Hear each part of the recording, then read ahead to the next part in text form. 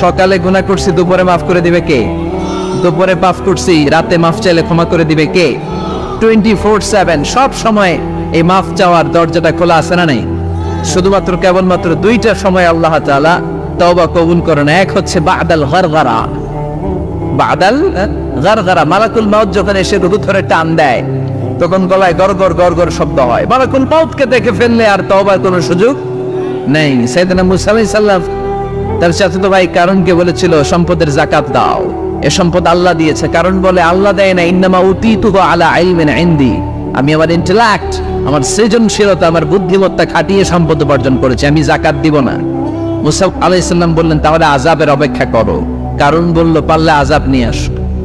রব্বুল আলামিন বললেন ফাকাসাফনা বিহি ওয়া বিদারিহিল আরদ, ও মুসা নিরাপদ দূরত্বে তুমি সরে যাও, আমি এখনই কারণকে তার সব সম্পদ সহ জামিনের মধ্যে দাবিয়ে দেব।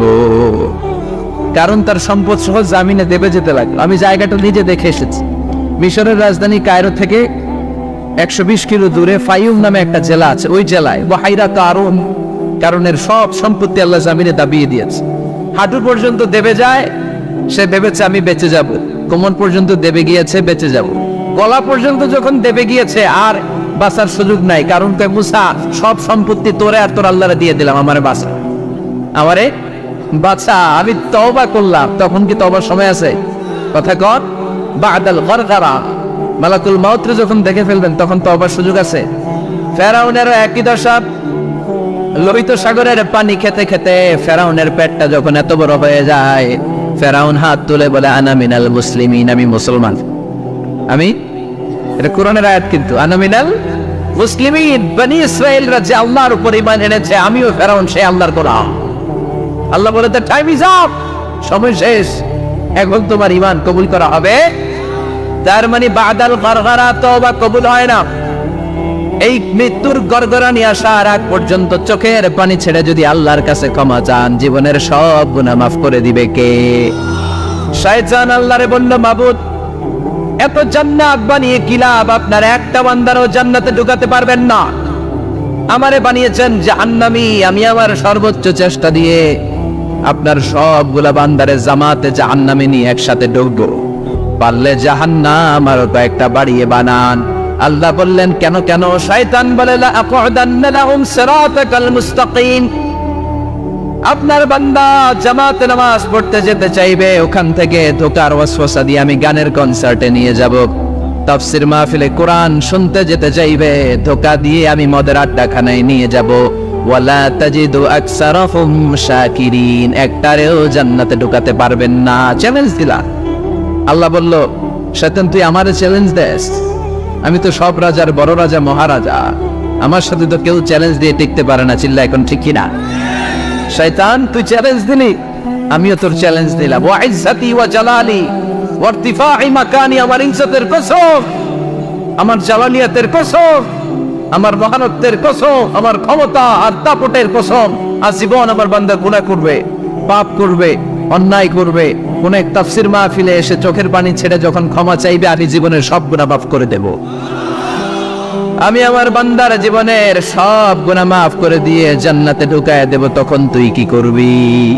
লাউ ফিরান্না লাহুম মা দামু ইস্তাগফিরুনি, যতক্ষণ আমার বান্দা আমার কাছে ক্ষমা চাইবে, আমি আমার বান্দার জীবনের সব গুনাহ মাফ করে দেব। সুবহানাল্লাহ পড়ে। এজন্য রব্বুল আলামিন বলেন ইয়া আইয়ুহাল্লাযীনা আমানু তুবু ইলাল্লাহি তাওবাতান নাসুহা, তওবার মতো তওবা করো। তওবার মতো তওবা করলে যত বড় অন্যায় হোক, পাপ হোক, গুনাহ হোক, সব গুনাহ মাফ করে দিতে পারে কে? সাইয়েদনা আদম আলাইহিস সালাম ভুল করলেন, শত শত বছর কাটলেন। আল্লাহ বললেন ও আদম কিছু বাক্য তোমারে শিখিয়ে দেই, এই বাক্য দিয়ে তুমি আমার কাছে তওবা করো, তোমার তওবা কবুল করে নেব। সাইয়েদনা আদম বললেন রব্বানা, পড়েন রব্বানা যালামনা আনফুসানা ওয়া ইল্লাম তাগফির লানা ওয়া তারহামনা লানাকুনান্না মিনাল খাসিরিন। ও আল্লাহ আমি জুলুম করেছি নফসের উপর, ভুল করেছি, অন্যায় করেছি, অপরাধ করেছি, আপনি যদি ক্ষমা না করেন আমি শেষ হয়ে যাব। লানাকুনান্না মিনাল খাসিরিন, আমি ক্ষতিগ্রস্তদের মধ্যে শামিল হয়ে যাব, ঠিক কি না? এই আয়াত দিয়ে, এই দোয়া দিয়ে যখন সাইয়েদনা আদম তাওবা করলেন, মুহূর্তেই তাওবা কবুল করে নিয়েছে কে? আমরাও যদি পাপ করি, অন্যায় করি, আমাদেরও পাপগুলো মোচন করার একজন আছে না নাই? তিনি গাফিরিয যামব কাবিলিত তাওব, ওনার কাজই হচ্ছে গুনাহ মাফ করা। শয়তানের কাজ ওয়াসওয়াসা দেওয়া, আমাদের কাজ পাপ করা, ওনার কাজ মাফ করা। আল্লাহ ডেকে বলে, গোলাম তোরা যদি পাপ না করতি আর বারবার মাফ না চাইতি, তাহলে তোদেরকে ধ্বংস করে দিয়ে জমিনের বুকে এমন একটা জাতি আমি বানাতাম যারা পাপ করতো আর মাফ চাইতো, আর আমি মাফ করতাম। সুবহানাল্লাহ পড়েন। মাফ করতে আল্লাহর বড্ড ভাল লাগে, চোখের পানি দেখতে আল্লাহর বড্ড ভাল লাগে, কায়মনোবাক্যে কেউ দোয়া করছে দৃশ্য দেখতে আল্লাহর ভালো লাগে, চিল্লায় বলেন সুবহানাল্লাহ। এজন্য পাপ আমাদের যত বড় হোক, আমাদের জন্য মাফ আছে না নাই? দুইটা সময়ে তাওবা কবুল হয় না। এক নাম্বার হলো বাদাল গারগারা, মালাকুল মউতকে দেখে ফেলেছেন, রূহ ধরে টান দিবে, তখন তাওবা করলে কবুল হবে। আরেকটা হচ্ছে বাদা তুলুইশ শামসি মিন মাগরিবিহা, কিয়ামতের আগ দিয়ে সূর্যের পূর্ব দিক থেকে উদিত হবে না, এটা পশ্চিম দিক থেকে উদিত হবে, তখন তওবা করলে কবুল হবে। তখন তওবার দরজাকে বন্ধ করে দিয়েছে কে? এজন্য আমরা যে কোনো পাপই করি না কেন, পাপ হয়েই যেতে পারে, আশা হারানোর কারণ নাই। Never lose hope, never give up. মুমিন কখনো আশা হারায় না, মুমিন কখনো নিরাশ হয় না। মুমিনের আশা ভরসা একটা সত্তার উপরে, চিৎকার করে বলতে হবে তিনি কে? এজন্য পাপ হওয়ার সাথে সাথে আমরা তওবা করব কার কাছে? বিশ্বনবী বললেন কিছু কিছু কাজ আছে, এগুলো হয়ে যাওয়ার পরে দেরি করা যায় না। এক নম্বরে নামাজের ওয়াক্ত হলে দেরি করা যায় না, ঠিক কিনা? সালাতে কায়েম করো, সালাতে কায়েম করো, হবে সম্মানী তুমি, হবে জান্নাতি তুমি, হবে সম্মানী তুমি, হবে জান্নাতি তুমি, দিবে কাল হাসরে শীতল ছায়া আরশে আজিম, রব্বিয়াল আলা রব্বিয়াল আযীম, রব্বিয়াল আলা রব্বিয়াল আযীম। সুবহানাল্লাহ পড়েন। নামাজের সময় হওয়া মাত্র দেরি নাই। তাজহিজুল মাইয়িত, মারা গেলে লাশ রেখে দেওয়া যায় না, তাড়াতাড়ি দাফন করে দাও। নামাজের সময় হলে নামাজ পড়ো, দেরি করো না। মানুষ মারা গেলে দাফন করতে দেরি করো না। বান্দা যদি পাপ করে ফেলে তওবা করতে দেরি করো। এজন্য পাপ করার সাথে সাথে তওবা করার দরকার আছে না নাই? এখন তওবা যে করব, কোন সিস্টেমে করব? কোন সিস্টেমে? ভুল হওয়া মাত্রই আপনি অনুতপ্ত হয়ে চোখের পানি ছেড়ে আল্লাহর কাছে মাফ চান, আল্লাহর কাছে ক্ষমা চান, এটার নামই তওবা। আমাদের দেশে হুজুর আইনা তওবা পড়ায়, আছে না নাই? আনন্দপুরে এগুলা নাই, আছে না? ইমাম সাহেব নিয়ে আয়, খতিব সাহেব নিয়ে আয়, হাফেজ সাহেব হুজুরের নিয়ে আয়, তওবা পড়া না। তওবা পড়ানো লাগে না, আপনার নিজের তওবা আপনি নিজেই পড়বেন। আপনি অনুতপ্ত হয়ে চোখের পানি ছেড়ে আপনার আল্লাহরে ডাক দেন, ডাক দেয়া মাত্র তিনি সাড়া দিবে, চিল্লায় বলেন ঠিক কি না? ওলামায়ে ইকরামরা তওবার 5টা শর্ত আরোপ করেছে। এই 5টা শর্তের আলোকে যদি তওবা করেন, মুহূর্তের মধ্যেই তওবা কবুল করে নেবে কে? এক নাম্বার শর্ত হচ্ছে আল ইকরা, acknowledgement. You have to acknowledge that you are the great sinner in the world. এই পৃথিবীর সবচেয়ে বড় পাপী। 5টা শর্তের এক নাম্বার হচ্ছে আপনি স্বীকার, জান আল্লাহ আমার চেয়ে বড় পাপী আকাশের নিচে জমিনের উপরে দ্বিতীয়টা নাই। এমন কোন পাপ নাই যে আমি করি নাই।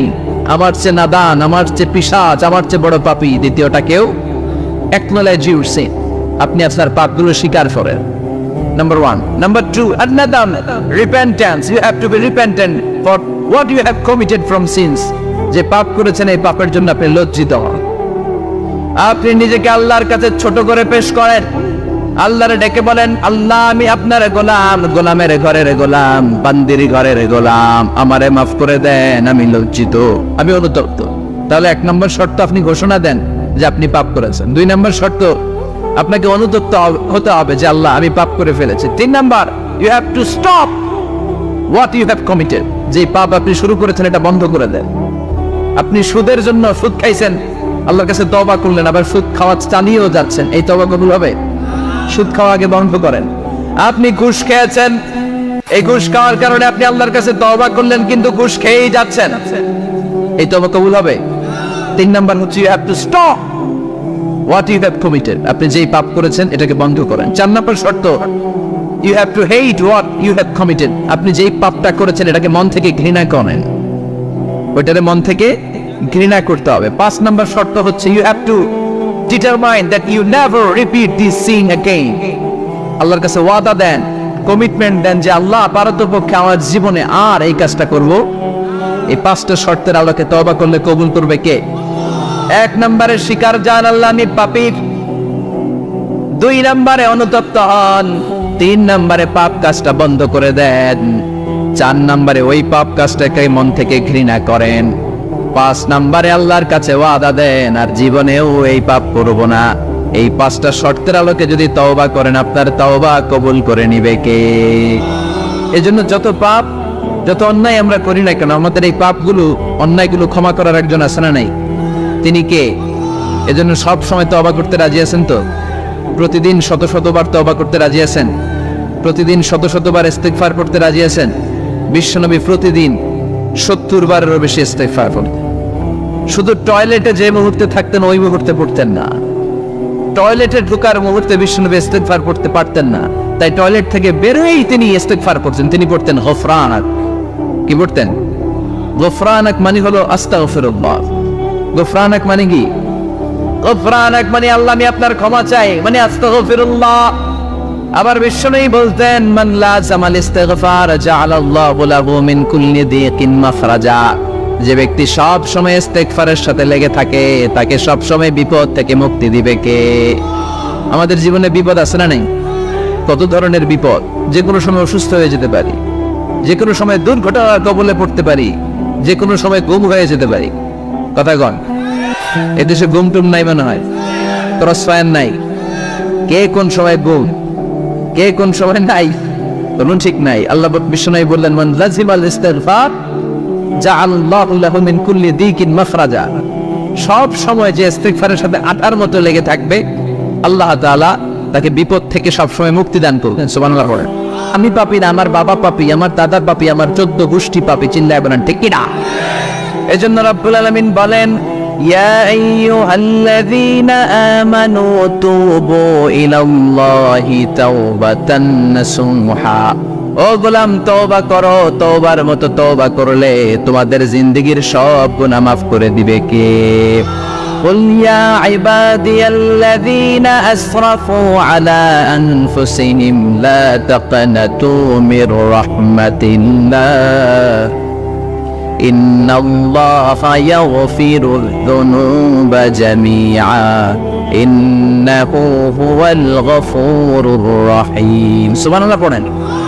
আল্লাহ ডেকে বললেন গোলাম যারা জুলুম করেছো, নফসের উপর জুলুম করেছো, অন্যায় করেছো, পাপ করেছো, আমার রহমত থেকে নিরাশ হয়ো না। ক্ষমার মতো ক্ষমা চাইলে আমি তোমার জিন্দেগীর সব গুনাহ ক্ষমা করে দিতে পারি। চিল্লায় বলেন ঠিক কি না? এজন্য মুমিন কখনো নিরাশ হয় না। আবার আল্লাহ বললেন লা তাইয়াসু মির রাউহিল্লাহ, আমার রহমত, আমার দয়া, আমার ভালোবাসা থেকে নিরাশ হয়ো না। ইন্নাহু লা ইয়াইয়াসু মির রাউহিল্লাহি ইল্লাল কওমুল কাফিরুন। কাফির ছাড়া, গাদ্দার ছাড়া, মুনাফিক ছাড়া আমার রহমত, আমার দয়া, আমার ভালোবাসা থেকে কোনো মুমিন নিরাশ হতে পারে? Never lose hope, never give up, never give up. কখনো আশা ছাড়া যাবে না। নেভার লুজ হোপ, কখনো নিরাশ হওয়া যাবে না। মুমিন কখনো নিরাশ হতে পারে? আপনি কত পাপ করেছেন, আপনি কত অন্যায় করেছেন, আপনি কত ভুল করেছেন, আপনি নিজের উপরে কত জুলুম করেছেন। আপনার পাপ, অন্যায় আর গুনাহগুলো যদি হয় খালের পানির সমান, বিলের পানির সমান, জেনে রাখবেন আল্লাহর দয়া হলো সাগরের পানির সমান। আমাদের পাপ আর অন্যায় যদি হয় পাহাড়ের সমান, আল্লাহর দয়া আকাশের সমান। আমাদের পাপ আর অন্যায় যদি হয় আকাশের সমান, আল্লাহর দয়ার ভালোবাসা হলো তার আরশের সমান। ঠিক কি না? কত পাপ আপনি করেছেন, চোখের পানি ছেড়ে জায়নামাজটা বিছিয়ে আল্লাহর কাছে ক্ষমা চান। চাওয়ার মতো চাইলে সব গুনাহ মাফ করে দিতে পারে কে? এজন্য রব্বুল আলামিন বলেন গোলাম তওবা কর। তওবাকারীদেরকে পছন্দ করে কে? বিশ্বনবীর আগের গুনাহ মাফ, পরের গুনাহ মাফ। বিশ্বনবীর জীবনে কোনো গুনাহ নাই, তারপরও বিশ্বনবী বলেন ওয়াল্লাহি লা আস্তাগফিরুল্লাহ ওয়া আতুবু ইলাইহি ফিল ইয়াউমি আকসার মিন ৭০ মাররা। আমি প্রতিদিন আল্লাহর কাছে ৭০ বারেরও বেশি তওবা করি। পাপ নাই, কোনো গুনাহ নাই, মাসুম নন, তারপরেও বিশ্বনবী প্রতিদিন তওবা আর ইস্তিগফার করতেন কয়বার? আপনি পড়েন কয়বার? আমি পড়ি কয়বার? পাপহীন নবী মাসুম নবী যদি 70 বারের বেশি তওবা করে, আমাদের করা দরকার কয়বার? কথা বলে। এজন্য সৈয়দনা আদম আলাইহিস সালাম ভুল করেছে, আমরাও ভুল করি। সৈয়দনা আদম আলাইহিস সালামকে আল্লাহ ক্ষমা করে দিয়েছেন, আমাদেরকেও ক্ষমা করে দিবে কে? আল্লাহর দয়া, আল্লাহর ভালোবাসা, আল্লাহর করুণা যে কত বিশাল আমাদের কোনো ধারণাই নাই। আল্লাহ ভালোবাসাকে তৈরি করে 100 টুকরা করলেন। এক টুকরা ভালোবাসা পৃথিবীর সবার মাঝে ঢেলে দিলেন, আর 99 টুকরা ভালোবাসা আল্লাহ তাআলা নিজের মধ্যে রেখে দিলেন। মুরগির বাচ্চা নিয়ে যখন মা মুরগিটা হাঁটে, ছোট বাচ্চাটারে দেওয়া যায় না, ধরতে গেলেই লাফিয়ে কামড়াতে আসে, ঠিক কি না? বাছুরের গায়ে হাত দেওয়া যায় না, গাভী রেগে যায়। ছেলের জন্য ছেলেকে বাঁচাতে যে বাবা অ্যাক্সিডেন্ট করে মরে যায়, কলিজার টুকরা মেয়েটারে বাঁচানোর জন্য মা মরে যায়, আছে না নাই? আমি নিজে পেপার কাটিং এ পড়েছি, বন্যার পানিতে পানি খেতে খেতে মা শেষ। দুধের বাচ্চাটা মেয়েটারে বালতির মধ্যে ধরে মা মাথার উপরে তুলে ধরেছে, বন্যার পানি খেতে খেতে মা শেষ, বাচ্চা মরে নাই। তার মানে কলিজার টুকরা মেয়ের জন্য মা জীবন বিলিয়ে দিয়েছে। এক টুকরা ভালোবাসার ছিটে ফোঁটা তোমরা পেয়েছো। সাইয়েদনা আদম থেকে শুরু করে up to the day of judgement, কিয়ামত পর্যন্ত সবাই মিলে আমরা ভাগে যদি কয় টুকরা? কথা বলেন। আর আল্লাহ নিজের কাছে রেখে দিয়েছেন কয় টুকরা? তাহলে ভালোবাসা আল্লাহর বেশি না কম? আল্লাহ তুমি দয়ার সাগর, রহমানুর রহিম, তোমার দয়ায় পূর্ণ আমার সারা নিশিদিন, তোমার দয়ায় পূর্ণ আমার সারা নিশিদিন। সুবহানাল্লাহ। আল্লাহ যে অপার দয়া ভালোবাসা, এটার উপর আস্থা আছে তো? নাকি নিজের ঈমান আর আমলের উপর আস্থা রাখবেন? আমাদের আমল, আমাদের ইবাদত, আমাদের সালাত, যাকাত, এগুলো আমাদেরকে জান্নাতে নিতে পারবে? আমাদেরকে জান্নাতে নিতে পারে শুধুমাত্র কেবলমাত্র আল্লাহর দয়া আর ভালোবাসা। আমরা যে লোক দেখানো নামাজ পড়ি, ইবাদত করি, আল্লাহর কসম এটা মিজানের পাল্লা রেখে দিলে এটার কোনো ওজনই হবে না। আমাদের আশার জায়গা, ভরসার জায়গা একটা, সেটা হলো আল্লাহর দয়া। চিল্লায় বলেন ঠিক কি না?